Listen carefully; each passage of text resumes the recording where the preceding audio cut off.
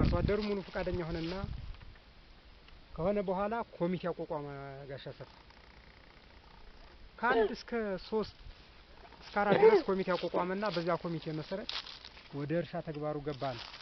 ወደ እርሻ ተግባሩ ተገባን በኋላ ይህን እርሻ በስምምነት 4 ጊዜ አረስነው ተደጋጋሚ ማለት ነው። ካረስነው በኋላ ያው የክፍፍል ስራ ተሰራ። የክፍፍል ስራ ተሰራና እያንዳንዱ 16 በ50 ሜትር ናት። ያቺ ስንት ካሊ ናት? 800 ካሊ እንደዛ ሆነች። ከዛ በኋላ ያው በግብርናው አማካኝነት እና በኮሚቴዎች አማካኝነት ዘሩ ተፈላልጎ መጣና እያንዳንዳችን ዘሩ ተከፍሎ ተሰጠ። ከተሰጠን በኋላ ያ ዘር ቢያንሰንም በግላችን እየገዛን 4 ኪሎ ዘራን። ያን ከዘራ ነው በኋላ እኔ በግሌ ይሄ ተዘርቶ እውነት እዚህ ቦታ ላይ በዚህ ፊት በነበረው መሬት ላይ ይሄ በቅሎ እውነት ደስተኛ ሆነን ከብቶቻችን የወፍር ባለጸጋ ይሆናሉ ብዬ አላሰብኩም። ፊት ዘሮቻችን ደካማ ነበሩ ስናርሳቸው የሚያስጠሉ።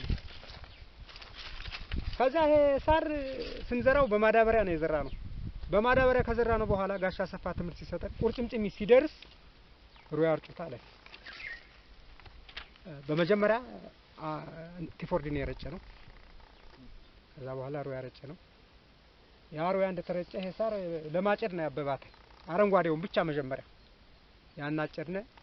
አሁን ሁለተኛው ደግሞ እንደገና ያው አጭደን እኔ በራሴ ሁለተኛውን አጭጄ ዘሩን ከላይ አነሳሁት እንትኑን ይሄን አረንጓዴውን በመጥረቢያ እየከቸከች በብሮሽ ማቢያ እያደረኩ የእርሻ በሮችን አሁን አድልቢያቸዋለሁ። እሱም አይቶ ነው የመጣ ከደች አድልባቸዋል። አዎ 2 ናቸው።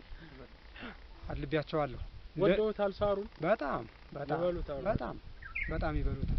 እና ከዚህም በተረፈ የዝርያ ማሻሻል ያልተጠቀሱ ነገሮች አሉ ብዬ እኔ ሀሳብ የምሰጠው የዝርያ ማሻሻል ተሞክሮ ያላቸው ሰዎች እንደ ተሞክሮ ሲወሩ እሱን የበሉ ላሞች 2 ቅል እናልባለን ነው የሚሉ። አዎ ሰውነታቸውን በጣም የተለየ ወተታቸውን በጣም የተለየ አሉ። አሁን ያዳቀሉ ሰዎች ባሰፋ አማካኝነት ያዳቀሉ ሰዎች አሉ። አሁን በጣም ራሱ የተዳቀሉ ሰዎች እየቅል ናቸው። አንድ እንደ ትልቅ ነገር ያሱት የዝርያ ማሻሻል ጠቃሚ መሆኑ ይሳል ምግብነቱ ማለት ነው። እና ይሄንን ብዬ ይሄ በቂያችን አይደለም ብዬ ነው እኔ እንደራሴ ማስብ። እኔ አሁን 2 ኩንታል ዘር ሰብስቤያለሁ። በማሳዬ ላይ ይሄን ያህል ለመዝራት ፍላጎት አለኝ። ለምን ሲባል ለድርቆሽ ራሱ ለሚደልቡ ከብቶች ራሱን ለማብላት ፍላጎት ስላለኝ ማለት ነው። በቃ ድርቆሽ ራሱን ከሆነ በጋ ይራቡ ከብቶች ያን ድርቆሽ ሲበሉ ይከርማሉ። እርሻ እንደተለቀቁ ይሄን ሲበሉ ይከርማሉ። በቃ በእንደዚህ አይነት በፈረቃ ከብቶችን ለማድለብ ፍላጎት አለኝ እና እንደተባለው አሁን እችን ዙሪያዋን ከልለን ችግኝ አጠቃላይ አዙረን ከልለን አሳድገን በሽቦ ለማጠር ፍላጎት አለን።